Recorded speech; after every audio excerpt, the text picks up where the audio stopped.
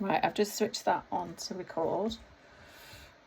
So we're on the second theme, which is crime and antisocial behaviour. So if you think about the prevalence and the types of crime and antisocial behaviour that you see, what are you most concerned about on the network and why? Oh, that's interesting. In terms of concerned about women and girls' safety, Yep. For a number of reasons, I think we're seeing a shift in acceptance globally in terms of things that are okay and tolerated, and therefore we're already seeing more reports coming through from people who are sick of putting up with this stuff. And actually, predominantly, so we discussed the conference yesterday and the workforce being predominantly male. Actually, from a customer's perspective, particularly on bus, it's overwhelmingly female. Right, okay. So we're in this position where potentially we're not looking at things through the lens of the people we need to look at it through. Yeah. And again, it plays back into the perceptions and your own awareness of things, doesn't it? Because if you don't exist in a world where you're frightened of making a journey for whatever reason, then you're not going to be a good advocate or ally in that space. And the empathy's not there, is it? I guess potentially. Yeah. Okay. So women and girls, and it's a huge issue, ever developing. And the data backs that up. Well, it's getting more so, but what we know is it's massively underreported. And how do you know that? So we speak to people. Okay. So for instance, I sit on the gender-based violence board. I went to a lived experience panel recently with our latest comms campaign, and people just tell you, oh well, this happened to me, oh well, this happened to me, oh well, this happened to me, and you think, well, we don't really know any of that. We had an incident possibly 2 years ago now, and the MEN had come to us and asked for us to comment on this predatory behaviour on a bus on Oxford Road corridor, and they cited about 35 separate incidents of a man watching pornography, doing untoward things, sitting too close to women. They'd even got videos that people had taken of him doing it. Not one of those incidents had been reported. So we had to pick that up from a policing point of view and try and contact all those victims to get them to report it, so we could then deal with the individual, because there wasn't a single crime recorded. Wow. And it was great in the end. As soon as we got the report in and we had all the videos, he was arrested. But you don't know what you don't know, do you? But people were more minded to talk to the press about it than report it. So that spins in the whole elements of the distrust in policing. And again, I don't know if you've had a chance to watch the Mayor's Question Time last week, but that it's worth doing. Yeah. Because the focus of the angst is policing response to women that are reporting harassment, violence, sexual assaults. So yeah, I think the other thing we know from other operators, so BTP do loads of work in this space, quite groundbreaking, and they have done a huge campaign around reporting the lower level stuff, so staring, and it's a thing when we kind of danced around the edges of it last year, and we got a lot of criticism. Well, how are we going to get arrested for staring at people now? It's like, no, because gazing into the middle distance and staring at someone to intimidate them is different. People can tell the difference. And they've been collating all that data, and what they've been doing is cross-referencing that to sex offender registers and looking at where they've got these predatory behaviours, and they've had some really good successes with it. We've had a number of cases where known sex offenders have been using the network.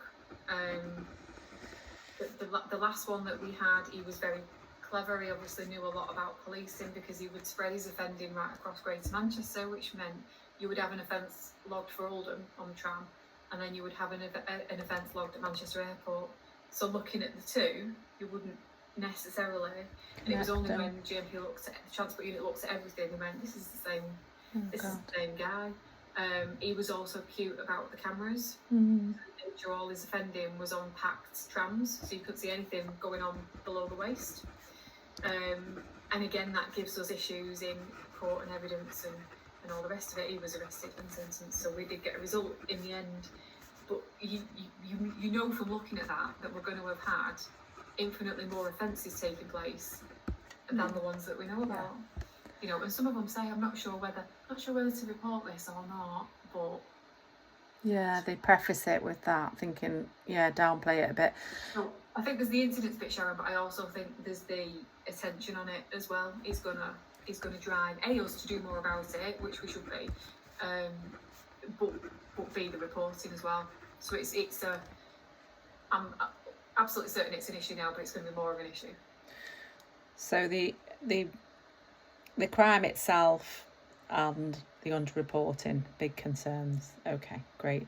And on the network, that example's interesting that you've just cited there. But are there any particular areas that are coming out through your data that you're looking at that are, worse than others? No, I mean, we are seeing an uptick in harassment issues around the night buses, but I think that's the level of intoxication that we're picking up as well, which we are. So it's obvious one's night time, because I was going to ask about time. Yeah, so we picked up quite a few. There's no spikes in terms of that, in terms of where, but it obviously follows.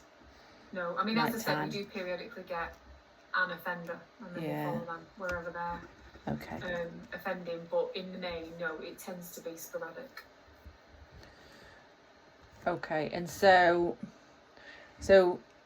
linking up and connecting that particular offender was a really effective kind of approach, wasn't it? Are there any other interventions that you think have been effective in addressing antisocial behaviour across the board, not just that kind of... So implementation or introduction of the TSCOs. So I've just been asked to do a piece of work on night bus, because I think we're at a 3-month point now.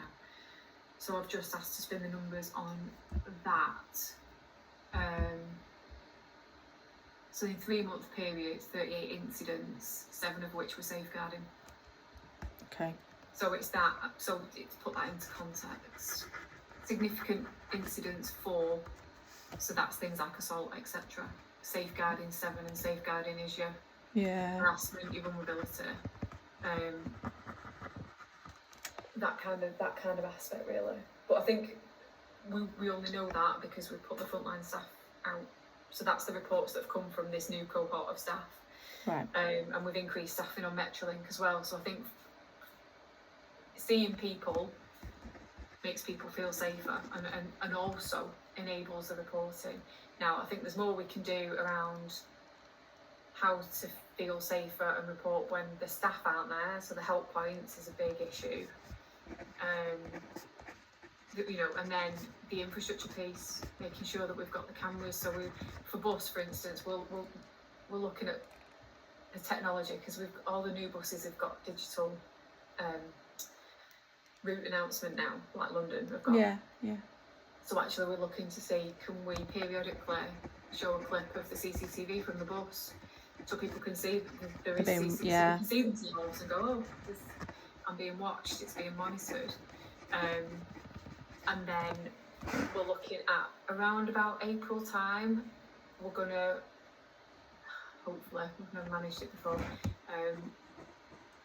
release some of our CCTV to show people. So we've never done that before. I've asked for it a lot, but data protection and the others got in the way, but everyone at the minute is on board, legal are on board, so we're working to March. We've got, I think, about 500 clips that we're working through that we can release to the public to show the quality of the cameras, the fact that we've got this monitoring in place. And how will that be released? What's your plans? Media-wise, yeah. So we'll do it as part of not a campaign as such, but a package, okay. Package, yeah.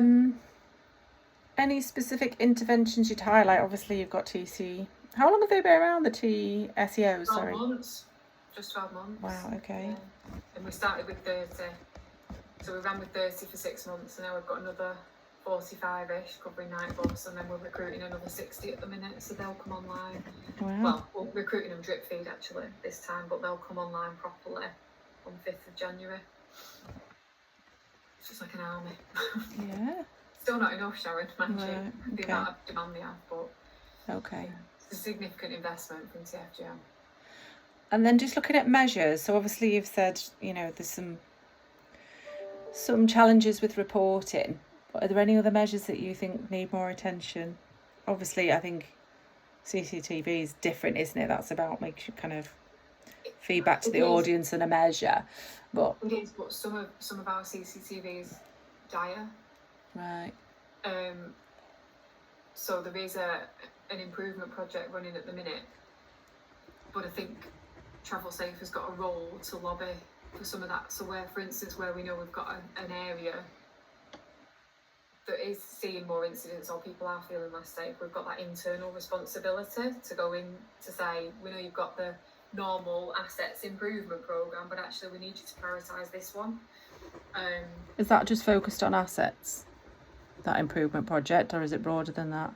The main one running at the minute is for CCTV, but it is broader Okay. than that. So we can influence. So at the minute, this is a really hyper-local thing, but New Bold tram stop, the ballast from the tracks is being thrown into people's back gardens, breaking windows, etc. So I'm lobbying at the minute to try and we can put resin down to glue. Yeah, that's it. Yeah, you've mentioned that. But it's expensive, so I'm having to get the evidence together to be able to lobby for that. So it's an internal lobby because obviously everything has got to stack up on it in terms of cost benefit.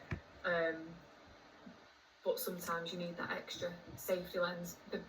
All the Metrolink stops have got a kind of audit process, so we feed our data into that as well to help them prioritise where to focus things.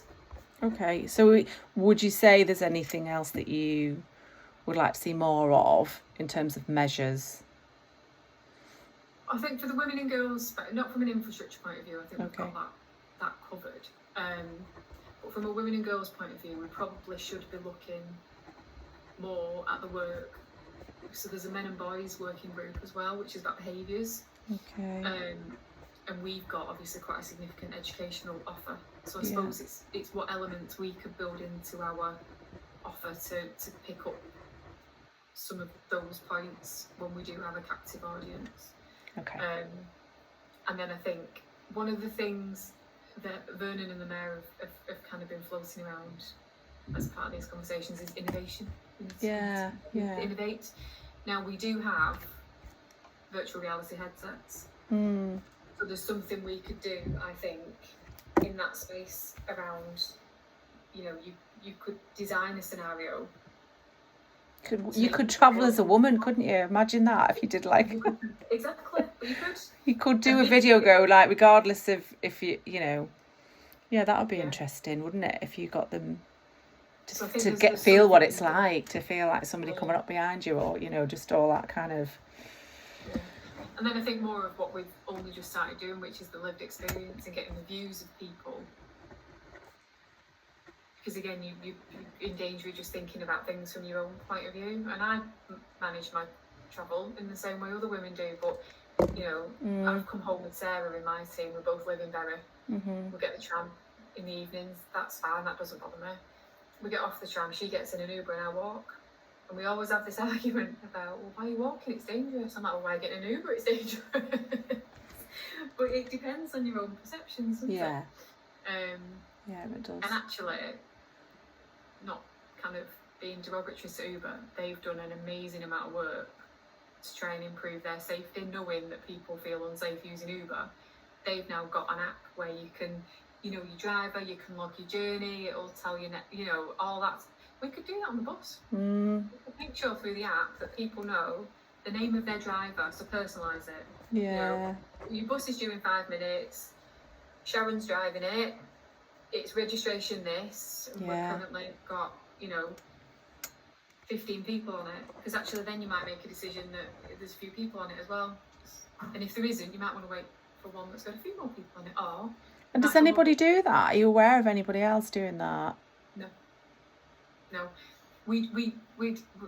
I was going to say we did something similar in COVID, but we didn't. It was really rudimentary. We just changed the banners to bus full. Right. Yeah. But that was the COVID stuff. No, and I don't think it's insurmountable, because all of that data, the registration number, the driver details, it's all on there anyway, because we can access it through the control room, so we can see where the bus is, who's driving it. You know, the ticketing machines should have the capability to know how many people are on it. Yeah. So it's not an insurmountable thing. Just tying it together. It's just tying it all together, because we are trying to launch a pseudo ticket as well on the app. So all tickets are going to be QR codes. That's kind of the future of tickets. And actually, we're going to have one that is a button you can press that says "I need help." It'll look like a normal ticket. You can show it to the driver. Mm-hmm. The driver will know that something's wrong. Right. We'll just have a series of questions then to kind of Mm-hmm. not give it away as such, but get an understanding of what's happening and what you need them to do. God, I bet it's kind of I think you imagine places like China or something, you know, where they track everybody going everywhere and do what, you think there must be something like that there. It must be doing we did the perceptions workshop, I can't remember what area it was. It was perhaps Dubai or somewhere like that. Yeah. They've got buttons on the bus. So a lot of them do project the CCTV, and a lot of trains do that as well. So that's something that happens already that we don't do. But some of them have buttons that set off an alarm. Right. Because we had some women saying, "Oh, if we have a button that we press, then everyone knows that something's happening." But then you get the kind of flip side of that. People go, "No, but that's going to escalate the situation." I think that what Uber are doing is interesting. I think there's some learning we can take from what they're doing, because they work. And again, this is me projecting my own perceptions, but I've never got in an Uber on my own. No. And for no reason. Yeah. For no reason, Sharon. No, I've not had a bad experience. There's no reason to it besides me thinking I'd rather use a license of the normal, old school. Yeah. Ring a taxi, Yeah. it's an old school, ring the number, get the switchboard, than just press a button on your phone and for anyone to turn up. Yeah, I definitely have. I mean, there was the one I used in Florida, and he had a gun. Oh, but crikey. apart from that, that's a different place. Jeez. He opened his glove compartment. Oh yeah, there's a handgun. Good old. God. Okay. Right. Underlying causes. Obviously, we've got kind of socioeconomic, systemic factors. Was there anything you'd call out in particular? Do you ever look at that in terms of root causes of antisocial behaviour? Why are they behaving like that particularly? Probably not. Okay. Well enough. I think we do, in the sense of, so for instance, Stockport interchange is an issue. We always knew it would be because it's new and shiny. So, but actually, Stockport's always been quite complex because there's a lot of pupil referral units around the town centre. Mm-hmm. So we pick up a lot of issues from that. Rochdale, the issues we tend to get there tend to be more serious than low-level ASB, and that's because they've got 3 colleges in the town centre. So we look at it from that point of view, really. So, you know, Rochdale's one of the areas where historically we have had some issues around male behaviours. Nothing really serious. We did have a rape, but that was separate. Nothing really serious, kind of on our infrastructure, but a core of poor male behaviours, and it was college students. And I think you've got to think about the kind of communities. It's quite a significant Asian community in Rochdale, and actually culturally things that are acceptable in those communities. And there's a lot of closed, kind of old school Asian communities in Rochdale still as well.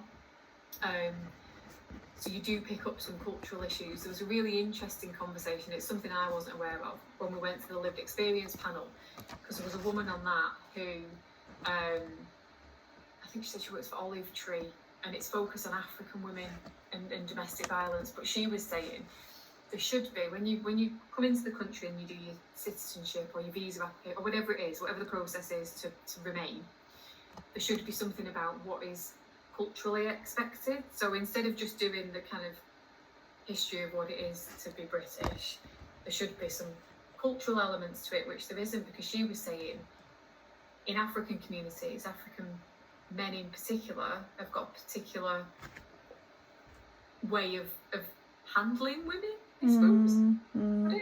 And they're quite aggressive with it. So she had obviously it's a really niche thing in terms of the world she was working in, but we do need to think about that in terms of the diversity of the communities, don't we? Because we run through the most affluent to the poorest areas with every, you know, a whole mixed bag of cultures as well. Yeah. So it's not as if we can't ever roll out something that fits everything, can we? Because it wouldn't. Okay.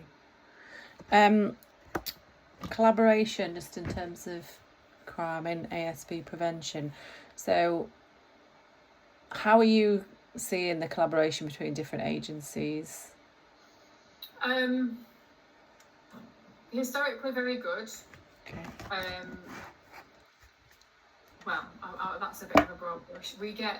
There's disparity between the local authorities. Some are better than others, and some are more engaged than others. So Mark, who was at the workshop, he's always on board with everything we're doing. He will always help us. I've just sent him a young person this morning, and he's going to sort all the CBO type stuff for me. So they're very quick to work with us and put interventions in place. And obviously, we commissioned Foundation X2 because they were very focused in Rochdale for a long time because of the issues. Rochdale Council saw the benefits of that, and they've now commissioned Foundation X2, which is great for us because it means we've got the same staff and the same individuals knowing the same issues. And some other areas have done the same. So Salford is another one that are always very quick to work with us, pick up any issues, you know, and even if we are having trouble going into a school because they're not interested, which a lot of them aren't. So, you know, the councils will get behind us through their kind of education arms and do things like that. So, but they're not all as good. If I was going to call out a poor relation, then Tameside, for instance, we struggle like mad to get them to work with us. Wigan can be tricky, but the Wigan relationship, they will work with us, but culturally we're quite different. They're very light touch in terms of dealing with ASB. Their approach is very hands off. Don't want to criminalise anybody, you know. And we've had some of our most serious incidents in Wigan, actually, and we've been going, you know, these young people are attacking homeless people on the bus station on purpose and filming it. Oh, well, there's been an issue at home, and it's like, right, help us. So it's not consistent across the piece, but it is good. So again, Manchester do a lot of the CBO stuff for us as well. So regardless of where you live, a lot of the young people like to offend in the city. So Manchester pick up a lot of that by default. And you know, if we're doing operations, they'll put their youth workers out with us, they'll put the homeless outreach out with us, they'll put their drug and alcohol team out with us. So, you know, we get good buy-in from that point of view. Obviously GMP is great, BCP is great. Metrolink in the main is okay from an operator point of view. And just to put some context to that, Sharon, from a governance perspective, so the meeting you attended, our tactical meeting, if you'd have attended the same meeting in Liverpool, none of the operators get invited. right. So they exclude all the operators from their decision making, and I don't think that's the right thing to do.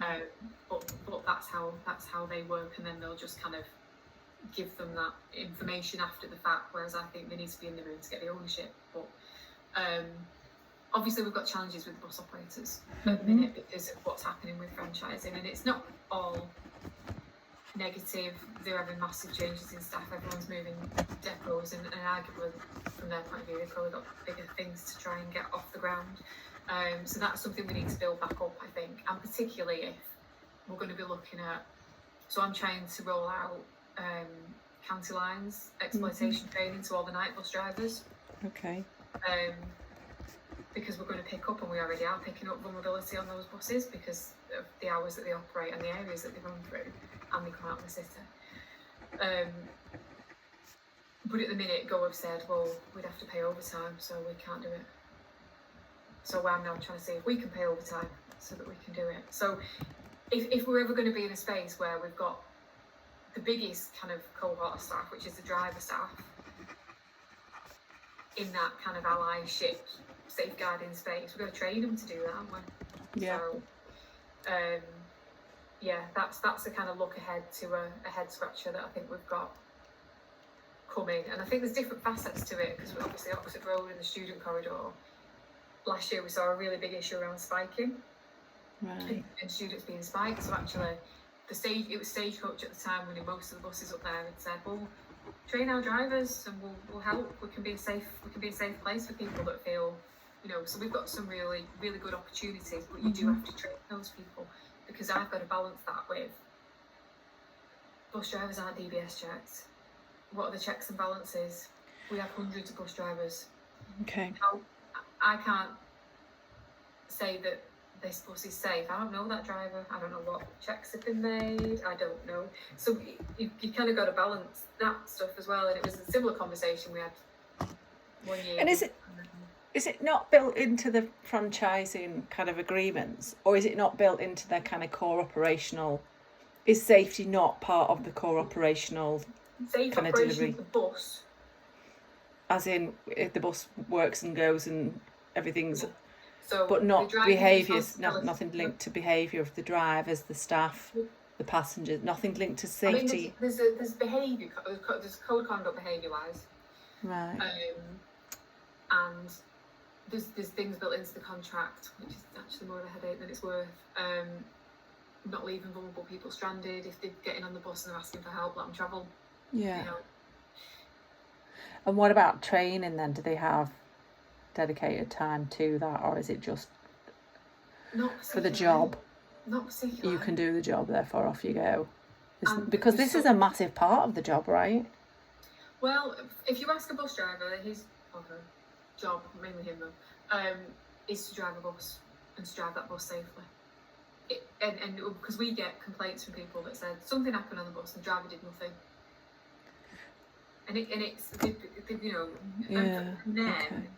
and it's a massively unionised industry.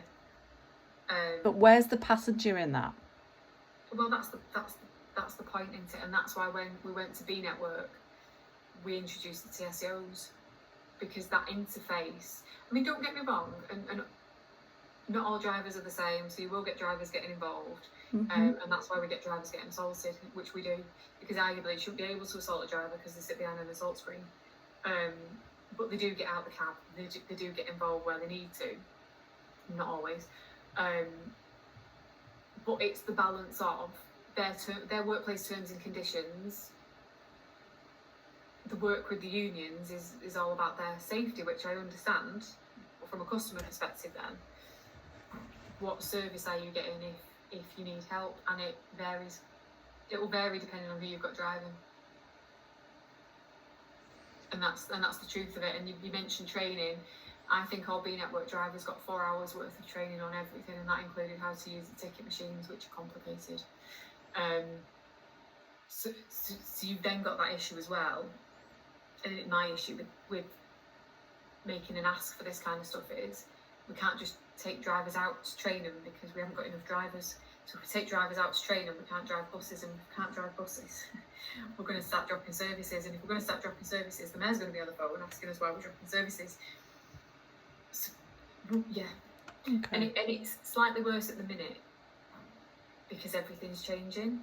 So we've not only got a driver shortage, which we have, and he probably won't tell you this if you ever do get to meet him, but Diamond weren't at the meeting because their ops manager was driving a bus. Oh, gross. That's how short they are of drivers. But we've also got because we've got the shortage, I'll get to the point now. Because we've got the shortage, we're using a lot of agency drivers, which again sets my teeth on edge a little bit in terms of the checks and balances around safeguarding. And we've had a couple that I've asked not to do certain things. So we've got, and the way the routers, some operators will let drivers pick a route. So we've got drivers that always drive the same school route. We've got some drivers that only drive nights. And it might be fine, Sharon, but I've got to balance. I can't tell you as a bus customer that this bus is a safe place for you if I can't reassure myself that the right checks and balances have been put into place with the person that's driving the bus. So just going back to do they understand what's driving that level of vacancy? Is it, have they grown exponentially, or what's? It's the franchising. So a lot of nobody working in bus wanted this. No. So But they need more drivers because of that. Yeah, so we've had a lot. Or are they struggling to get drivers? Both. Right. Both points. Yeah. And why are they struggling to get drivers? Well, this was part of the conversation at the conference yesterday, I suppose, is that we only attract certain people. Women don't want to drive buses at all, and actually... Why don't women want to drive buses? Numerous reasons. So yesterday, I mean, I can't say I understood the detail, but there was a long conversation about the physical cab. So I wouldn't physically be able to drive a bus because I wouldn't be able to reach the pedals. I couldn't reach the boards and things. Because nothing is adaptive. It's all built on the average man. The average man is slim build and 5'10". So. Okay. Yeah. So the industry is looking at it, but it does mean that it's. But does safety come up as an issue? Safety always comes up as an issue. So we're back into the loop then, aren't we? Back into the loop. So for right. instance, when we started to roll out night bus, some of the fleet didn't have the assault screens fitted, and Go said, we're not driving any of them buses until you fix the cab locks and the assault screens, which is fine, I understand it. But then you become more disconnected, don't you? And actually, I suppose sometimes it's the optics, it's what the drivers can see. They do have CCTV, so they can see what's going on the stairs. That's mainly for safety. So they don't move off while people are on the stairs. They don't adhere to ever. But, I was going to say that's they don't. They think it as a challenge. Yeah. Oh dear. We've had a few of our security plummet down the stairs as they make their way up. But so they do have They do have little cameras around and about. But if you're driving a double decker, you're looking at your wing mirror camera. You're not necessarily looking at what's going on upstairs. You're looking at what's in front of you, aren't you? And it's the same with the tram because we run the tram on the road. It's the rules of the road. So the trams there are signals, don't get me wrong, but they're not, the trams don't run on signals. The drivers have to drive as if they're driving a car. Right. It's all line of sight. So they can't be looking what's going on behind because they've got to be looking at what's coming up. Yeah. So we can do more with the driver to improve safety, but it's not the answer to everything. No, I was just, my line of questioning is it putting people off doing that line of work because of what's happening? Yeah, I think there's that, and it's not. Which is what you'd hope to leverage and go, we need to address this, otherwise you ain't going to fill your gaps. There's more to it, because again, more so for women, I would think. Yeah, massively. Guest facilities. There's no toilets anywhere. Yeah. If you're en route, they're expected to go to the toilet. If they need the toilet, they're not at a bus station all the time. And a lot of bus depots, TfL spoke yesterday, they were really proud that it had a woman join the engineering team. Right. And then when she turned up to the depot, there's no women's toilets. So it's still an industry. So we've not even got kind of the basic infrastructure. But I had an argument at Berry in our office space. The toilets, there's no mirror. I need a mirror. Oh, there's no mirror in the men's. I want a mirror. Put a mirror up. The women's toilet, I need a mirror. But it's that as well. And if you're driving a route and you have to call into somewhere to go to the toilet, it's easier to do that as a man, isn't it, than as a woman and everything else that you've got to deal with. So interesting. Yeah, I think there's lots of barriers to it. Yeah. Okay, how are you for time? I can carry on for a bit longer if you can. Good, I think. Yeah, I'm fine. Okay, right, we'll dive into the last topic then. It's the ethical behaviour. So just a really simple question. What role do you think passengers can play in terms of promoting safer, more secure transport network? From a passenger point of view, active bystander. Okay. Call out. What does that look like? I think it's a couple of things really. So I think there's bit like the BTP campaign, the Speak Up Interrupt. So we're doing, what's ours called? Observe the scene and intervene. You see, we've done that quite nicely. It's about empowering people, educating people on behaviours that will help a situation but not put them in danger. Yeah. So there's that safe intervention space. The issue, the challenge, is that people don't pay attention to anything. So I got on the tram, because I reflected on this, I got on the tram yesterday back from this conference, and I put my headphones in, and I sat there going through the day's emails, and I observed nothing. Nothing else that went on. And everyone is in the same boat. So there's something about being awareness, having a look what's going on, you know, because I think that's lacking. And then there's the safe intervention piece where you're not necessarily putting yourself in danger. I do think there's something about calling out poor behaviours, but I don't think we'll get there until, I don't think it's easy to get there because of fear of repercussions. I'm working with GMP at the minute. They're going to do some, I'm a bit nervous about this actually, they're going to put plainclothes police officers on various modes, tram, bus, to be inappropriate with people, to sit too close, to say things, and then they're going to have an officer filming it all on body camera.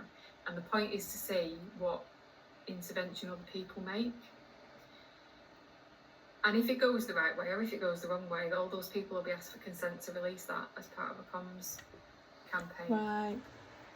But it'll be interesting just from I'm interested just from a public point of view. Bit of a social experiment, isn't it? A bit of a social experiment. So that would kind of give us a good baseline benchmark of the state of things, really. But yeah, because I think. Did you say it's across the network? We'll be doing a couple of buses and a couple of trams. It's imminent. We're just getting permissions at the moment. So, interesting. As I said, it's a bit of a nail biter for me. But anyway, we'll see, because it could all go wrong, couldn't it? But anyway, we'll see. Has that been done before? No. Nowhere in the UK not that you're aware of? Okay. No, it's quite close to the wire for us, I think. And GMP are leading it. We would never do it. We wouldn't be bold enough. No, okay. And so GMP have signed it all off, so yeah. And it's police officers leading it, which obviously gives you that. And what's the follow-up? So obviously they're going to, it goes well. If it doesn't go so well, they're going to seek permission to... The aim is to elicit some intervention. And if that happens, what happens then? You might not know the details. It'll be explained that this is an experiment. I'm a police officer. Here's my warrant badge. This has all been filmed. We would like your permission, given what happened, to release this to show as a good example of, and then we'll get the consents and it can be released. I don't know what the plan is if it doesn't go to plan and nobody intervenes. I don't know if we'll still be asking for consent to release it, because actually that's probably just as powerful a message. It is. And also, if the people, obviously you do intervene, just you've got a person there understanding why they behave like they did. That's a really good piece of insight there, isn't it? To just go, well, what was it? What motivated you? Why, trying to get those people who've done what we want them to do. Just really understanding the drivers behind that, because then it gives you a bit of an insight to go, actually, how can we support that?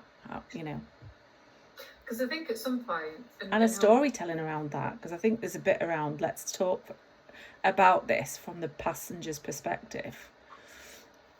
Yeah, no, definitely. It's got real potential, if not. It's interesting.